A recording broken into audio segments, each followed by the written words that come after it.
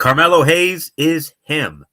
And Friday night on SmackDown, the hottest star in NXT made his first appearance with the main roster, battling Grayson Waller as part of the United States Heavyweight Championship #1 Contenders Tournament.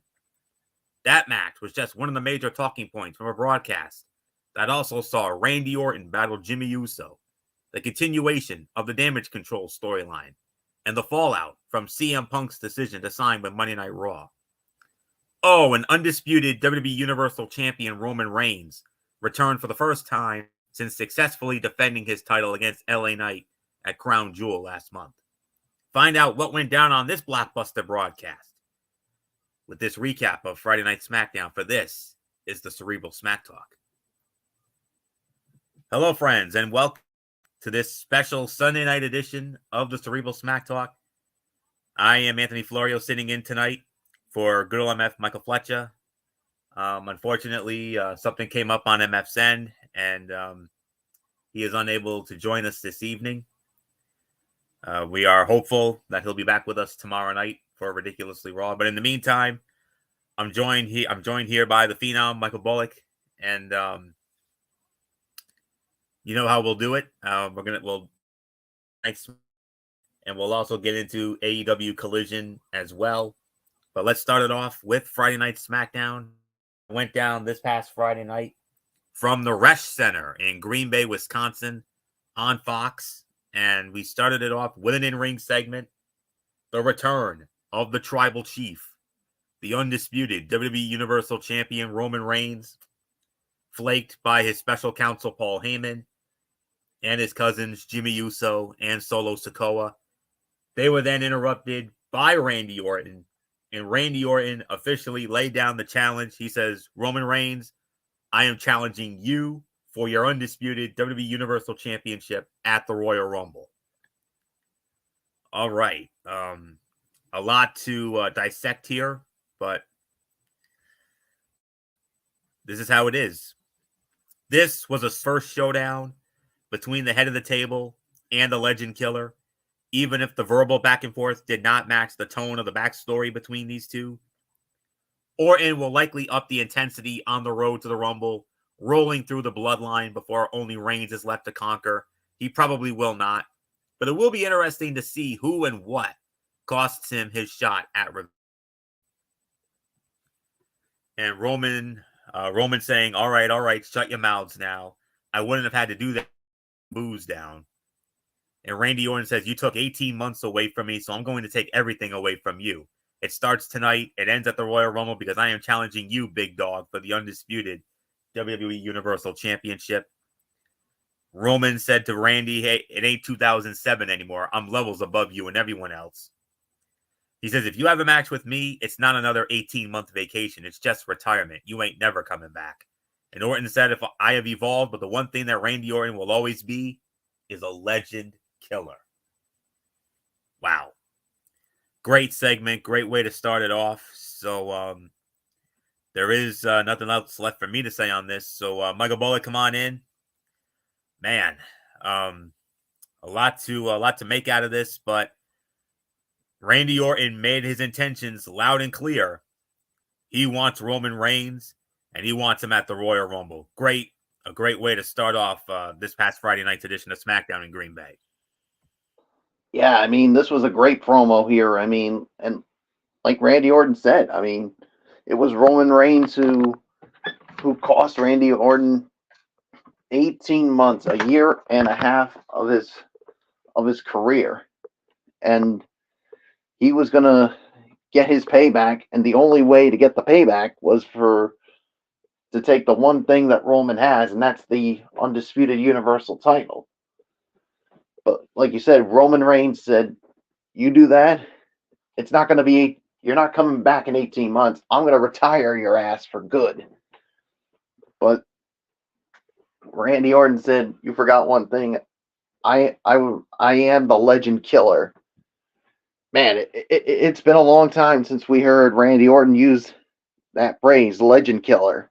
So, but there was one thing I was really hoping that Roman Reigns would address, and that was the man who called him out last week on SmackDown. and that was CM Punk. I mean, that's the only thing I was really hoping for. But obviously, I guess with CM Punk going to SmackDown, I guess there's probably no reason for Roman to address. I mean, for CM Punk going to Raw, I guess there's no reason for Roman to address him. But yeah, so yeah, I think it's not a matter, Florio, of if it's going to happen between Orton and Reigns. It's just a matter of when, and I think it's going to be at the Royal Rumble. So a great segment to start it off. So there's nothing more to say except let's move on to, I think, is the first matchup of the evening. Yes, Bullock, and you'll be starting it off, and it's only fitting because this is something that you saw in NXT once before, and you got it again here on the main roster. You remember, I believe these two battled one time for the championship earlier this year, but we got it right here. The next match in the number one contenders tournament for the United States Heavyweight Championship, Grayson Waller squaring off against the NXT superstar that was chosen by Shawn Michaels, and that ended up being Carmelo Hayes. Grayson Waller, Carmelo Hayes, winner of the match, 10 minutes and 23 seconds, and advancing to the next round, Carmelo Hayes. Whoa, Michael Bullock. How's that for a main roster debut? Carmelo Hayes defeating Grayson Waller, and he takes a step, and he will advance into the semifinals, and he will meet the winner of our other match, which we'll get into later on. But nonetheless, Carmelo Hayes, first match in, he's already got a dub. Big win already. Yeah, first match for Carmelo Hayes on the main roster, and he gets a big win and puts him one step closer to getting into the finals. So yeah, I think Grayson Waller learned the hard way that you don't mess with him, because that's who Carmelo Hayes is. And yeah, a good showcase here, and a huge opportunity to see what he could bring to the main roster one day. And yeah, Carmelo Hayes, I mean, with a big time win. And I'll tell you what, when he eventually gets to the main roster full time, Raw or SmackDown is going to be really itching to get him. But I think with this appearance, I'm going to make a bold prediction right here, right now.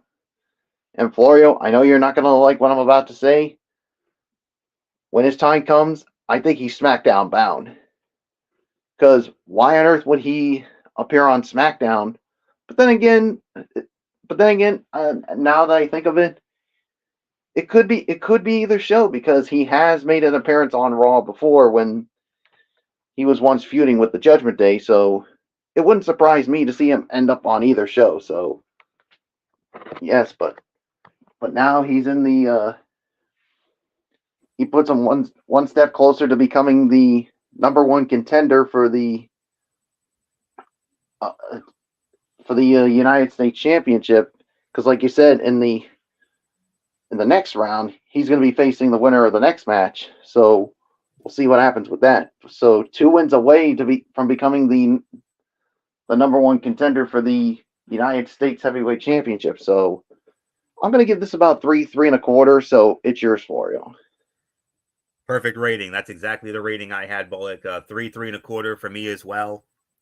It was a good, really highlighted Carmelo Hayes, which is a very good thing. He is the future of this company and a world champion within the next 5 to 10 years. With that said, it was interesting to see Waller, Grayson Waller, a regular fixture on main roster programming, beaten clean here. He is better than that, and in many ways, maybe an even bigger star than Hayes, thanks to his enormous personality and athleticism. Some of early on in his WWE run could be the difference between him realizing his fullest potential and, well, not.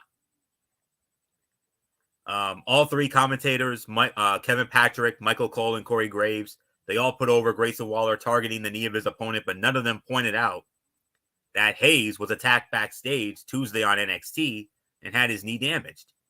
Hayes winning clean was a huge statement about him, his future, and how management sees him at this point in his young career. So 3 to 3.25 stars, 100% agree with the rating. And well, we didn't have to wait long to find out who Carmelo Hayes would be squaring off against. I just want to check a couple things. I just want to check one thing real quick first, okay? To see when I am to a okay. All right, I got it. All right. Yeah, but we didn't have to wait before before we found out who Carmelo Hayes was going to be facing in the next round of the United States Heavyweight Championship tournament, number one contenders tournament. That is the other match: Austin Theory squaring off against Kevin Owens. Winner of the match, 13 minutes and 32 seconds. Kevin Owens. Kevin Owens advances into the next round with It was the cast. KO kind of cheated to win this thing. He used the encased hand and scored the pinfall off of that. 3.25, 3.5 stars. Good action, a focused story, and great intensity from the victorious Kevin Owens. Elevated this one and set up a hell of a match next Friday night on SmackDown between Kevin Owens and Carmelo Hayes. Wow, what a match that's going to be. Logan Paul's insert promos before this one and the Hayes Waller match were nice touches that at least insinuated that he was paying attention to the shows and aware of those fighting for the right to challenge him. Owens did a great job throughout of selling the injured right hand, including throwing left-handed punches and delivering an Irish whip into the ropes with his non-dominant limb. Corey Gray perplexed Kevin Owens. It's not possible, before pointing out that Owens has a long history of countering that particular move. And Austin Theory tried desperately to rip the cast off Owens' hand and paid for it as the babyface rocked him with a shot to the face for the win. And then he said, "Hey, Logan Paul, one lucky punch. Does that sound familiar?" Yeah. So 3.25, 3.5 stars. That's my rating for this. So not much more to say on that. So Michael Bullock, we now know who Carmelo Hayes will face in the semifinal matchup Friday night on SmackDown. Wow. I mean, Grayson Waller is one thing. He knows Waller from NXT because, they battled for the NXT championship earlier this year. But now it's only Carmelo Hayes' second match on the main roster, and it's already the biggest match of his career, going up against someone the caliber of a Kevin Owens, who, if I'm not mistaken, is a Grand Slam champion. Yeah, but if I know one person who will not back down from this challenge, it's him, Carmelo Hayes. I mean, he hasn't backed down from any big-time challenge, and I don't see him starting now. And he's going to give Kevin Owens all he can handle. So, yeah, so as far as this match goes, I'll give it the same rating, 3.25, 3.5. I mean, yeah, the right person to me went over on this one. So, yeah, this is definitely setting up to be really good. And now, like you said, the semifinals are set. You got Bobby Lashley and Santos Escobar in one semifinal, and of course Kevin Owens and Carmelo Hayes in the other semifinal. So should be shaping up to be something good. So yeah, there's nothing more to say. So let's move on. Shaping up to be something good. So a la Booker T. I like it. So yeah, so nothing more to say on that one. So KO advances. So, and both of those semifinal matches will take place this Friday night on SmackDown. And oh, by the way, tape show. They did a double taping this past Friday night. So we're not going to give that away. But next weekend, I'm hopeful Saturday night we'll have it. So we'll see what happens with it. But then there was some backstage stuff, a lot of backstage stuff. And then the devastating news. It was then announced that Charlotte Flair would Of course, as we all know, last not this past Friday night, the Friday before, the 8th, Bullock's birthday, when Bullock, myself, MF, and another friend from his job, Jenny, went to the AMP for SmackDown Tribute to the Troops last Friday night. As great a night as it was, and it's a night that we're never going to forget for as long as we live. Don't get us wrong, but we unfortunately did have one major downside, and that was the sudden injury of one Charlotte Flair during her Asuka. A dipsy do botcheroo doesn't even begin to describe it.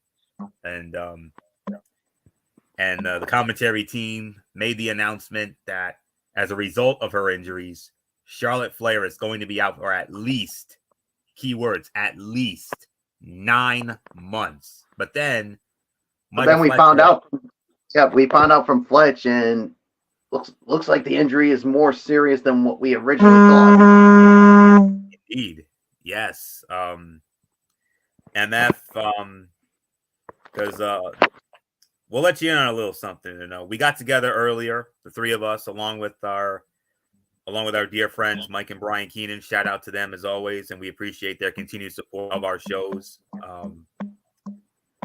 MF mentioned as we were driving home that PW Insider reports Charlotte Flair suffered a torn ACL, a torn meniscus, and a torn MCL. The belief, although not confirmed, is that she also suffered a strained neck in the fall as well. And because of this, and this is just from MF only, MF mentioned that he's saying forget 9 months. It could be a year or more before we see Charlotte in a WWE ring again. Maybe even as late as 2025, possibly.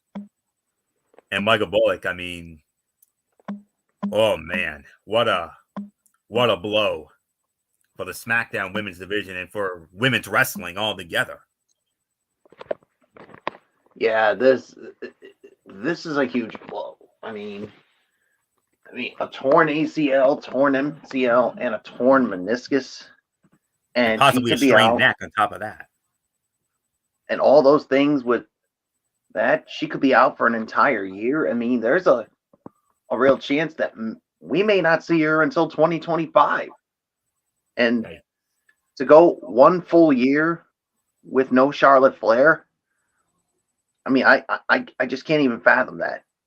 And I know Charlotte Flair's still got her haters out there. And I mean, look, I mean, at the end of the day, Charlotte is human just like the rest of us. Amen. And if you want to hate her, that's fine, all fine and dandy.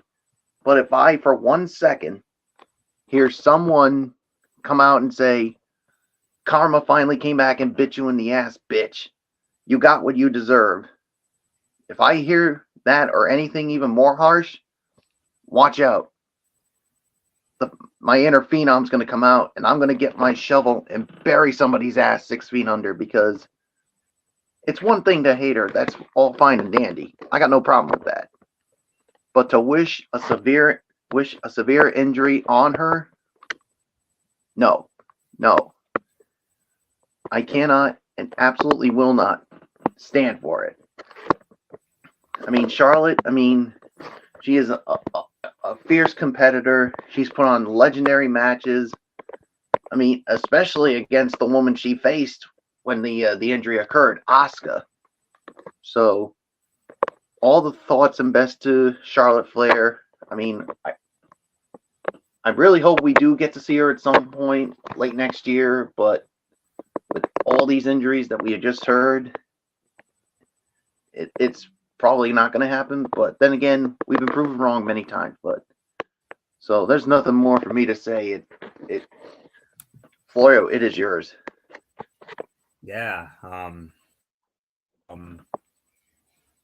There have been times in the past where we thought a certain individual was going to be out for time. They ended up coming back even quicker than expected. I mean, look at John Cena. In 2007, when he suffered that injury in late 2007, they said he was going to be gone in excess of like 8 to 12 months. He was back in 3. He was back within about 3 to 4. It was And about don't forget October Edge. of 07. And don't forget Edge. Yeah, Edge was supposed to be done. We all thought Edge's career was over. He suffered a torn Achilles. And we thought he was going to be gone for a long time. We thought his career was over, but he came back at the Royal Rumble in 2010. Not only came back to and it, won but the damn thing.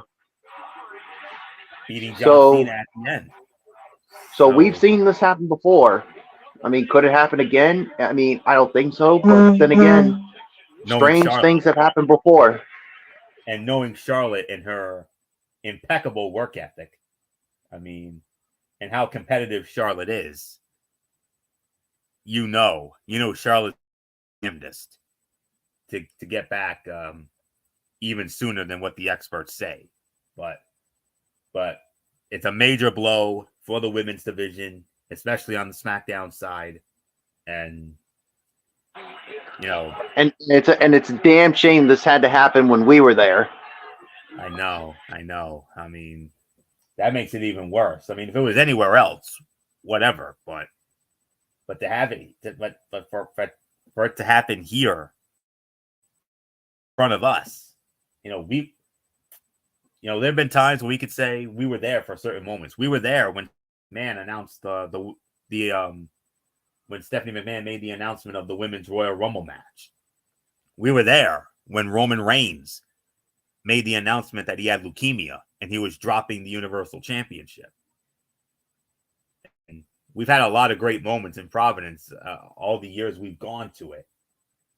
Of course, back in March, the three of us got to have our pictures taken pointing to the WrestleMania sign, for goodness sakes. But this is one of the rare times where we can say, I wish we weren't there for that. But nonetheless, and as someone who, of course, is a big time fan of the Flair family, especially, of course, her father, the Nature Boy Ric Flair, the 2-time Hall of Famer. I mean, on behalf of all of us here at Talking Wrestling TXN, including good old and the First Lady Dee Dee Woodson, our thoughts and our prayers with Charlotte, and we wish you all the best. We wish you a very speedy recovery. Prove these experts wrong, and get back even sooner than what they had. So we're thinking of you, and it's not going to be this. I mean, WrestleMania season is damn sure not going to be the same without you.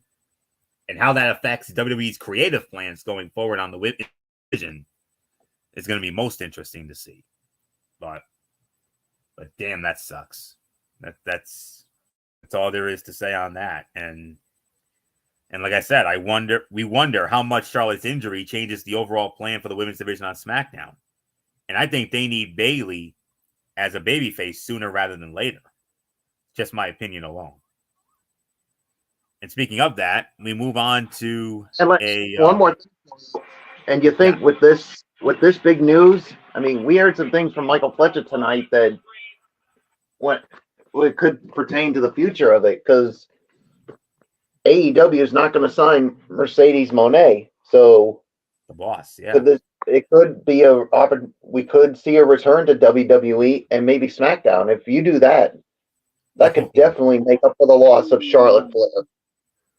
Business going to damn sure pick up if we get to hear Michael Cole say it's boss time again. And also the possibility, the return of a certain crazy one that's related to CM Punk. Mrs. CM Punk herself, former longtime Divas champion AJ Lee. Yeah, you get those two back. Oh. That could be a huge boost to the women's division. Yeah. Not to say that it would completely make up for the loss of Charlotte Flair, but it would definitely fill a void. My God. But as you would like to say, Florio, take it with a grain of salt or read into it what you will. Read into it what you will. Absolutely. So, but nonetheless, like I said, on behalf of all of us here at Talking Wrestling TXN, our thoughts and our prayers, and well wishes, speedy recovery wishes to the Queen, Charlotte Flair. Hopefully, we'll be able to hail you once again when you come back. So, leads into a women's tag team matchup as we had a Kabuki Warriors reunion. It was Asuka and Kairi Sane of the Kabuki Warriors squaring off against Zelina Vega and Michin, randomly thrown together tag team. But then again, not really random because we all remember leading up to Survivor Series, Charlotte, Bianca, and Shotzi recruited both Michin and Zelina Vega to be part of their War Games team. And let's not forget, Damage Control took both of them out, and that opened the door, obviously, for Becky Lynch to fill the void. So, and Michin and Zelina looking for payback against the Kabuki Warriors, Asuka and Kairi Sane. And the winners of the match, 6 minutes and 48 seconds. It was the Kabuki Warriors. By default, this was the worst fight of the night. 2.5, 2 3/4. Good back and forth match that reiterated Asuka and Kairi's tag team chemistry while highlighting Zelina Vega and Michin more than expected. This made for an effective continuation of the Damage Control story. There is still very real tension between the other members and Bayley, but the role model is doing her damnedest to prove herself to her teammates. Kevin, of course, we talked about it. Kevin Patrick revealed on commentary that Charlotte Flair suffered a knee injury last week. We were there. That will keep her out of action months. Huge blow for the Queen and the women's division as a whole with WrestleMania season drawing near. Bayley cut a pre-tape promo in which he touted Damage Control's plans for impending dominance, including the Kabuki Warriors' chase of the women's tag team titles and Bayley's entry into the women's Royal Rumble match. The looks from her teammates upon that revelation told the story of a team ready to cut bait with her. And Zelina Vega is really good and has made the most of every opportunity she has received in 2023.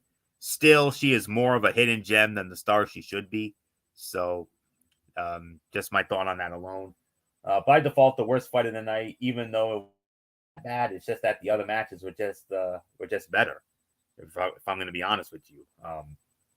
But I give it a respectable 2.5 to 2 3/4 of a star for it. So, not much more to say here. Michael Bullock, your thoughts as Warriors defeat Zelina Vega and Michin 6 minutes and 48 seconds, and the Damage Control tension continues. Yeah, the tension definitely continues. I mean, and I continue to say it's not a matter if the breakup with the other members of Damage Control and Bayley's going to happen. It's just a matter of when. I mean, we'll have to wait and see how it all plays out. But yeah, as far as this match goes, I agree. 2.5, 2 3/4. By default, the worst fight of the night, even though, like you said, Florio, it wasn't even that bad of a match. I mean, it was just that the other matches on the show tonight were just better than this one. So, yeah, so we'll see how this whole Damage Control saga folds out. So, yeah, there's really nothing more to say. Let's move on. Well, before we do, we do, there is something we do need to address, and that is there's going to be an 8-woman tag team match. It's going to be a Christmas themed style match. I think they called it Holiday Havoc or something like that. Damage Control, which will feature Kairi Sane, Asuka, the WWE Women's Champion Io Sky, and Bayley. They're going to be squaring off against Bianca Belair, Zelina Vega, Michin, and Shotzi. 8-woman tag team matchup. So, and it's going to be a holiday themed tag match. So we'll see what happens. Also on the show, Kevin Owens, Carmelo Hayes, Bobby Lashley, and Santos Escobar in the semifinals of the SmackDown Tag Team Tournament, and other things, but we're not going to give it away, obviously. So with that, we're going to move on to the main event of the evening. Jimmy Uso squaring off against Randy Orton. Randy Orton wins the match, 11 minutes and 51 seconds. After the match was over, the Bloodline, Randy Orton got an assist from LA Knight. LA Knight and Randy Orton in the win. And then all of a sudden, after it was over, Roman and the Bloodline came out and they attacked LA Knight and Randy Orton. And then, for the first time in quite a few months, a certain phenomenal one made his return. And with that being said, Michael Bullock, what do they want? They don't want none because he's back. The phenomenal AJ Styles. He takes out Roman Reigns with a phenomenal forearm. You would think that we saw AJ, Randy Orton, and LA Knight all standing side by side. But then out of nowhere, AJ Styles attacks LA Knight. Okay. We were like, what the hell is that? Holy heel turn, Batman.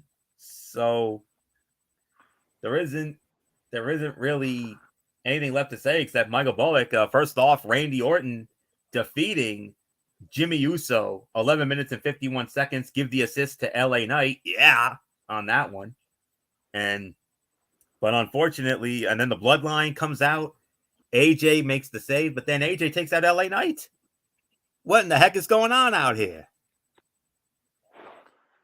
Yeah, I mean, are we in Bizarro World here? I mean, I don't know, but as far as this match goes, I'll give this about 3.25 on this one. I mean, it was a solid match here. I mean, yeah, I mean, Randy Orton with the win and basically continuing with his build and his feud with the Bloodline towards a potential match between him and Roman at the Royal Rumble.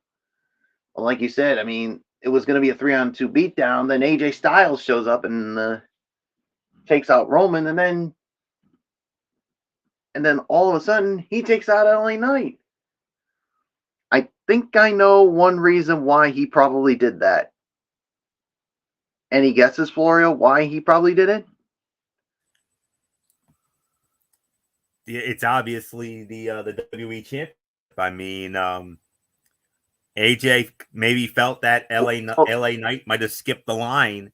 And let's also not forget when AJ was taken out by the Bloodline, he was supposed to team up with John Cena to go up against Sikoa and Jimmy Uso. I believe it was Fastlane, was it? Yeah, so he feels like he skipped the line and took everything from him. And I'm sure he's going to want to deal with LA Knight before he deals with the Tribal Chief. So, yeah, that's how I see it all happening. So, yeah, I mean, yeah, this is absolute heel turn. But then again, if you're going to have him against AJ against Roman, I mean, to me, I don't think it should happen because you can't have a heel going up against a heel. I mean, that would make absolutely no sense whatsoever, and that's something the fans I don't think would get into. So, yeah, we'll see what develops from this. So, there's nothing more to say except it's yours, Florio.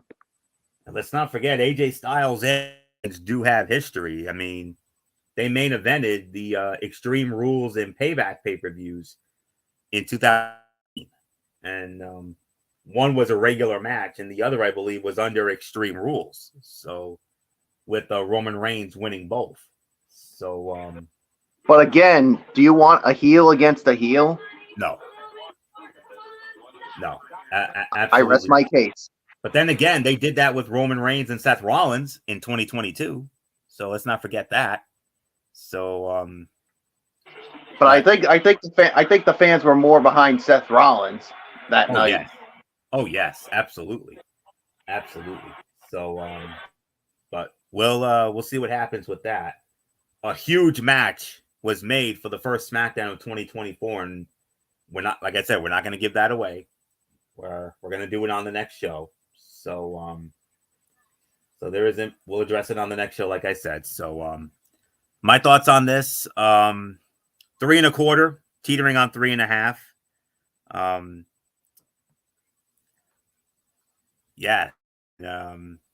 Solid matchup here. A good main event, and that big. I mean, Styles adds an unpredictable element to the story, I mean, you have to imagine you're going to get Orton versus Knight versus AJ to find out who faces Roman at the Rumble. Maybe the other two end up in the Rumble match, but we'll see. But a solid main event there, 3.25 stars, and backstage, a hesitant Jimmy Uso suspected a trap and asked Solo Sikoa if he would tell him if something was going to happen to him. "I'm your brother," was the sole response from the enforcer, and this match would have even more heat if anyone believed Uso had a chance. Jimmy Uso had a chance of winning. The continued popularity of LA Knight and WWE's commitment to keeping it prominently featured are still some of the best parts of Friday nights. So, 3.25, teetering on 3.5. Overall thoughts: the closing moments of the show with perfect exclamation point on what was a damn fine episode of SmackDown Friday Night. The air of mystery surrounding AJ's attack on LA Knight, moments after coming to his and Randy Orton's aid, made for the perfect cliffhanger and creates intrigue ahead of next Friday. Beyond that angle were the two tournament matches, both very good or better, and the return of Roman Reigns elevated the quality of the show. A focused broadcast with some strong wrestling, interesting storyline development, and the potential start of a big-time storyline involving AJ Styles. This was a very good episode, and another one of the best episodes of the year, no question about that. So I would probably put this in, I probably would give this somewhere around 8.5 out of 10. Very good show, to say the very least. Following up on the equally successful Tribute to the Troops show that we saw in Providence the week before. So it's 8.5 here for me. Michael Bullock, your overall thoughts, and then we'll get into AEW Collision.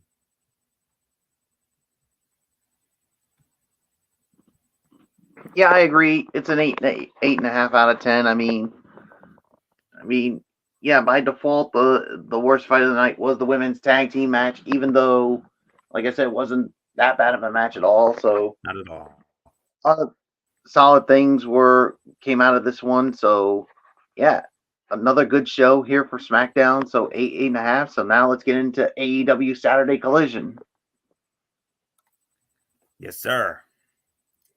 The Continental Classic continued last night with 3 more matches from the Blue League. We saw in the main event, and then we saw Brody. I'm sorry, a little tongue tied here. Continental Classic continued last night with 3 more matches from the Blue League. In no particular order, Brody King took on Bryan Danielson, Daniel Garcia versus Eddie Kingston, and Claudio Castagnoli versus Andrade El Idolo. We also got some tag team action as the High Flying Commander and Penta El Ziedo Miedo battle Daddy Magic and Cool Hand Ange. Friday's Ring of Honor Final Battle event delivered some great action. And let's take a look at what happened on last night's Collision to see if AEW was able to keep that momentum going. And AEW Collision last night from the Curtis Colwell Center in Garland, Texas. And this is the third and final event of the Winter is Coming series. They did Dynamite Wednesday, Rampage Friday, and Collision last night. And we started with the first match of the night from the latest in the Continental Classic tournament from the Blue League. Andrade El Idolo squaring off against Claudio Castagnoli. Winner of the match, 15 minutes and 30 seconds, Claudio Castagnoli. Very good match. Stars. These are two of the most versatile performers in AEW, but they also have completely different styles. They can both work at a brisk pace and use a variety of moves, so they work together very well. As expected, this was a good match and a smart choice to start the show. It got the crowd in the right mood for the rest of the night and added another solid entry into the Continental Classic. Claudio took advantage of the referee being distracted by a removed turnbuckle pad to hit a low blow before finishing off Andrade with the Gotch neutralizer. El Idolo has put on a lot of mass since he joined AEW. He was never this big in WWE. Claudio is so much funnier than people think. The way he casually taunts opponents during matches can often be overlooked because it's so subtle. The way he posed after taking El Idolo down with a clothesline is a good example. CJ Perry, unfortunately, missed last night's show due to an infection in her arm. She had some sort of infection. Claudio was involved in a wild match 24 hours before that match and didn't even look like he was trying to take it easy. The man has no limits. The way El Idolo reversed the sharpshooter into a figure four was great, and the superplex into the Three Amigos was a fun spot. Overall it was a 4-star match, but I'm gonna slightly bump it down to 3.5 to 3 3/4 because of Claudio cheating to win. But other than that, fantastic match and a great way to start the show. You could certainly make an argument for Fight of the Night, but nonetheless, big hook by hook or crook, big win for Claudio Castagnoli. So now Michael Bullock, Claudio Castagnoli by hook or crook, defeating Andrade El Idolo in the latest installment of the Vanilla Classic tournament. He defeated Andrade 15 minutes, 35 seconds, 3.5 to 3 3/4 of a star for me, even though overall it was 4, but I bumped it down because of Claudio cheating. Yeah, I'm with you. I mean, overall, this is a 4-star match, but I'm bumping it down to 3.5 to 3 3/4 as well, like you said, because of Claudio cheating to win this one. But either way you look at it, this was a big win for him, and this could mean a lot between Claudio moving on and maybe with Andrade maybe not moving on. But we'll see what happens next for these two as this Continental Classic continues. So, yeah, there's really nothing more for me to say. So let's move right on. All right. We got a cutout here. We had Abaddon squaring off against Jasmine Allure. Abaddon, delicious squash. 1 minute and 5 seconds. We're not even going to dignify that. It was just a showcase for Abaddon. That's it. We are going to jump, but there was something that happened post-match, though. TBS champion Julia Hart showed up. And then Sky Blue showed up, and it looked like Sky Blue was going to side with Abaddon. But no, Sky Blue assisted Julia Hart in beating down Abaddon. But then something big did happen. Abaddon got some help. Big time help. Look who's back in the AEW women's division. Thunder Rosa. Thunder Rosa, who has been out of action since October of 2022. Thunder Rosa is now back. And I do believe next Saturday night on Collision, Thunder Rosa is going to have her first match in 14 months when she teams up with Abaddon to take on Julia Hart and Sky Blue. Whoa, Bullock, how about a quick thought on this? Don't worry about the match. That was blah, but Thunder Rosa's back. Business has just picked up in the AEW women's division. Yeah, I mean, it's good to see her back. I mean, for the first time in over a year. And yeah, and then Sky Blue, I mean, we all thought that she turned on Julia Hart, but I guess it was nothing more than a ruse because she has joined her after all. And like you said, next week, Thunder Rosa and Abaddon take on Sky Blue and Julia Hart. So this should be interesting. So nothing more to say. So let's move on. All right, Bullock, and you're going to start off on our next match. We're going to get into this. Orange Cassidy defending the AEW International Championship against Brian Keith.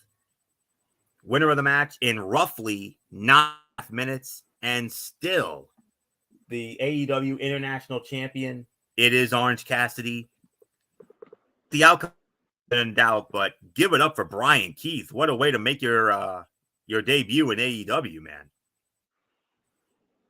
Yeah, I mean, Brian Keith, what a debut for him, and going up against someone like Orange Cassidy, and he basically hung around and definitely won the respect of Orange Cassidy here. So, and because of how good this was, I'm actually going to give this 3 3/4 on this. So, yeah, so there's really nothing more for me to say. It's yours for you. Yeah, 3.25 for me as well. Brian Keith has been getting rave reviews wherever he appears recently, and this match is going to be no different. The fans were hyped to see him, and he played to the crowd perfectly, which is not easy when facing someone as popular as Orange Cassidy. Despite having competed in 2 physical matches on Friday night as part of the Ring of Honor Final Battle pay-per-view, Brian Keith looked energized and ready to make the most of this opportunity. He was never going to leave with the title, but having a great showing against one of AEW's most popular stars is still valuable. Orange Cassidy came close to losing a few times, but was able to pull off the win with a pinning combination. Orange Cassidy intended his hand as a show of respect, but Keith showed him respect by tipping his hat instead. It was nice to hear the crowd chanting BK for Keith. Keith faking out Cassidy with a punch so he could try to hit his finisher was a funny moment, and the jumping headbutt from Keith was awesome. 3.25 stars for this one, no doubt about it. Excellent match. Very good match, to say the very least. A women's tag team street fight match. But then there was an in-ring segment, FTR, Malik, and the House of Black. Don't really need to get into that. Texas street fight. Statlander and Willow Nightingale squaring off against Mercedes Martinez and Diamante. Winners of the match in roughly 10.5 minutes. Chris Statlander and Willow Nightingale. They win the match here. I gotta say it. 3.25 stars. This was chaotic from the opening. Within the first minute, Willow was hit in the head with a bottle and busted open. More weapons were brought into the ring almost immediately. It didn't take long for Diamante busted open also. This match was all over the place in the way you would expect from an AEW street fight. Whether that is a good or bad thing is up to your personal tastes. If you like this kind of momentum, then you probably had a great time watching these 4 women beat the life out of each other. All 4 competitors did a great job keeping the match moving and using all of the various props to make this feel like a violent encounter. This wasn't as bloody as some previous fights, and that may have been for the best. After Willow ended up going through a table, Stat was able to finish the match for their team by hitting Diamante with a chain-assisted clothesline. Willow Nightingale sold the bottle to the head perfectly. It was hard to tell, but Diamante might have been busted open the hard way. The landing, Chris Statlander took on the chairs, where Mercedes Martinez suplexed her from the top rope was nasty. The glass and tack spots are the hardest to watch in a match like this. 3.25, 3.5 stars, sleeper fight of the night for me. So, not much more to say here. Michael Bullock, a wild and crazy women's tag team Texas street fight. Chris Statlander, Willow Nightingale, defeating Mercedes Martinez and Diamante in roughly 10.5 minutes. Yeah, 3.25, 3.5. I mean, sleeper fight of the night indeed. I mean, I know it wasn't as bloody or as hardcore as some other types of bloody hardcore matches we've seen, but I thought the women delivered on this one. I mean, I think the right team to me went over on this one, so yeah, there's nothing more for me to add on to it. So 3.25 to 3.5. I mean, sleeper fight of the night indeed. So let's move on, Florio. All right, and we move on to we had another squash match. Brian Cage squaring off against Kari Rock. Cage squashes him in 1 minute and 20 seconds. Next match in the AEW Continental Classic Tournament League, Eddie Kingston in a must-win situation squaring off against Daniel Garcia. Winner of the match, 12 minutes and 15 seconds, Eddie Kingston. Eddie Kingston stays alive, defeating Daniel Garcia in 12:15. Even though Garcia is a technically sound competitor, he and Eddie Kingston have a lot more in common than it may appear on the surface. Both of them enjoy hurting their opponents. Both of them are tough guys, and both of them can beat you with a strike of a submission at any time. This was as physical as you would expect a match from these two to be. The surprising part was how much offense Daniel Garcia had. They did a great job making it feel like he might actually win and eliminate Eddie Kingston from the tournament. This match was exactly what it needed to be and ended perfectly with Kingston hitting a huge back fist to score the win.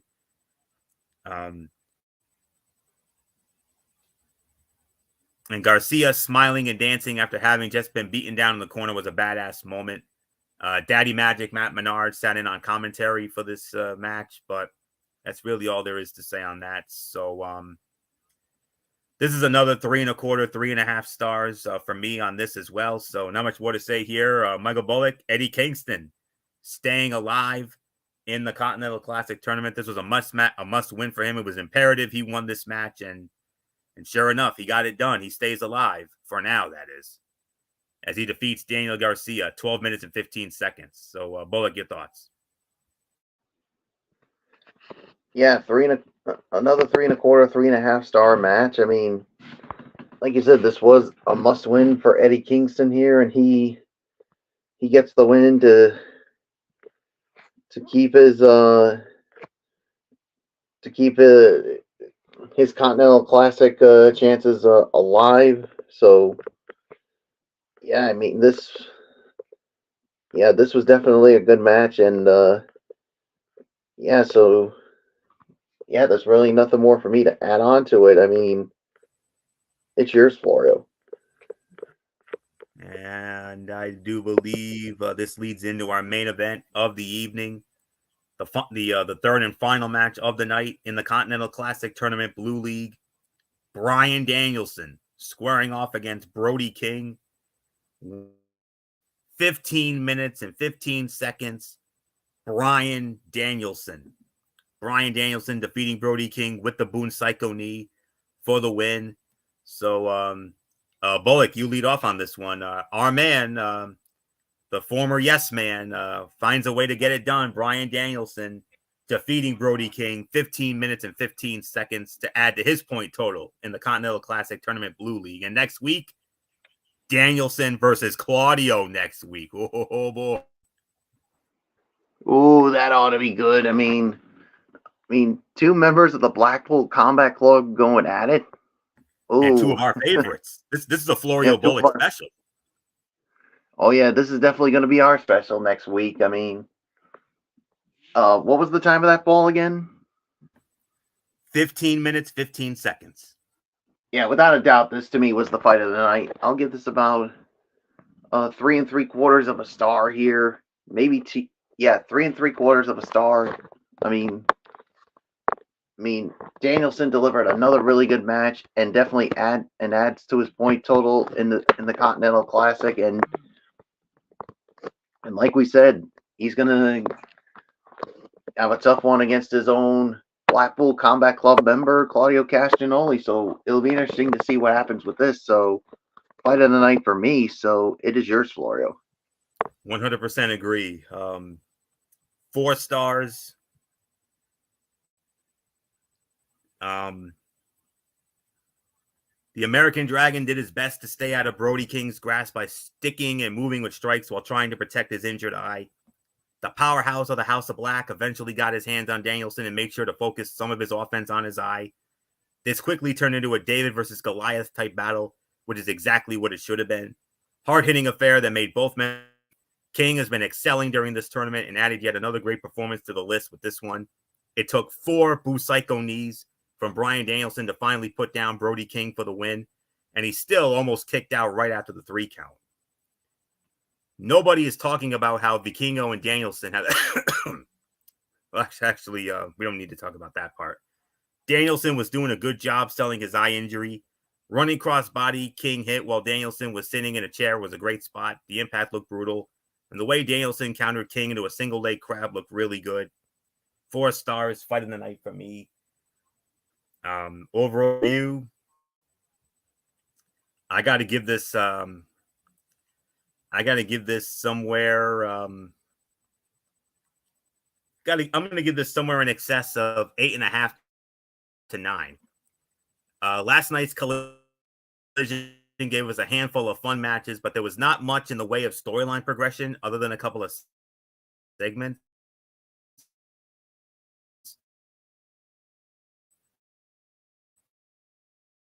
The growing feud between FTR and the House of Black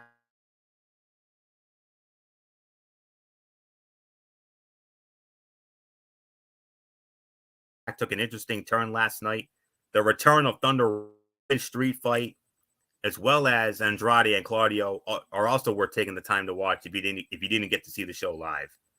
8.5 to 9 out of 10. Nothing left for me to say except take us home, Bo.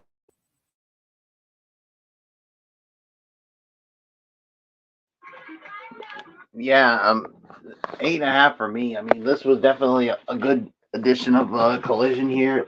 But like you said, you had two bad matches, but everything else I thought was really, really good. Not really much storyline, but I'm not going to complain that much about it. So, yeah, 8.5 for me. Except nothing more for me to say except let's put a bow on this night, Florio. Absolutely, Bullock, and we will do indeed just that. So that will put the bow on this very special edition of the Cerebral Smack Talk. We want to thank you all for tuning in as always. We will be back with you tomorrow night, immediately following Monday Night Raw, right back here on the Tone 25 for another edition of Ridiculously Raw, the final live Monday Night Raw of 2023, if the reports are true. And that the following week on Christmas, it'll be a best of show. We'll wait and see what they say about that tomorrow night, but for all intents and purposes, it probably is going to be the final live show of 2023. So, which would make it the final Ridiculously Raw. And I know we got to sit down and put our heads together and figure out what our content will be next week with the holiday and all. But that's for another day. But for right now, tomorrow night, Ridiculously Raw, Monday Night Raw, and my Tony's take on Impact Wrestling and NXT Level Up. Then from there, we will have Wednesday night. It will be Wednesday Night Madness, hopefully hosted by good old MF Michael Fletcher, as we will have NXT, we will have AEW Dynamite, and we will preview Thursday Night Football, a big game with massive playoff implications for both teams. New Orleans Saints squaring off against the Los Angeles Rams on Thursday Night Football. Good matchup there. And then, of course, Friday night, the Week 16 edition of TXN Sports World NFL Friday. Recap Saints, get into all the games of next weekend, some imperative playoff games indeed. The Cincinnati Bengals and the Steelers, Cleveland Browns and the Houston Texans, just to name a couple. Of course, the Dallas Cowboys, of course, the big double main event, the Dallas Cowboys and the Miami Dolphins, and the Baltimore Ravens and the San Francisco 49ers. We'll get into all of it, but those are a few that we'll be getting into. Those are the notable games of this upcoming Week 16. And with that will put the bow on this. So until and then hopefully Saturday night we'll have the show back in our Saturday time slot. So which would be SmackDown and AEW Collision, of course, and that's it. So until tomorrow night, for Ridiculous, right back here on the Tone 25. This is Anthony Florio here for the Phenom Michael Bullock, and of course, in spirit, a special prayers up for good old MF Michael Fletcher. Hope everything's okay on his end. It sucks that he couldn't join us tonight, but hopefully everything's okay on his end, and we'll have him back with us tomorrow night for Ridiculously Raw. And of course, also in spirit, always and forever, the First Lady of Up Talking Wrestling TXN, the Twisted Angel, Dee Woodson. You know the routine, everybody. Thumbs up. Talk to you later. Yeah, throw it up, Fortune 4 style. Bye for now, my friends. God bless. Be good to each other. Have a blessed Monday. And until tomorrow night for Ridiculously Raw, you've been watching this special edition of the Cerebral Smack Talk right here on the Tone 25 on YouTube and StreamYard.com. And remember, my friends, no matter what anyone tells you beyond anything else, wrestling is indeed actually real. For everybody who has been a part of this one, for now, Anthony Florio, so long, and bye, everybody, bye.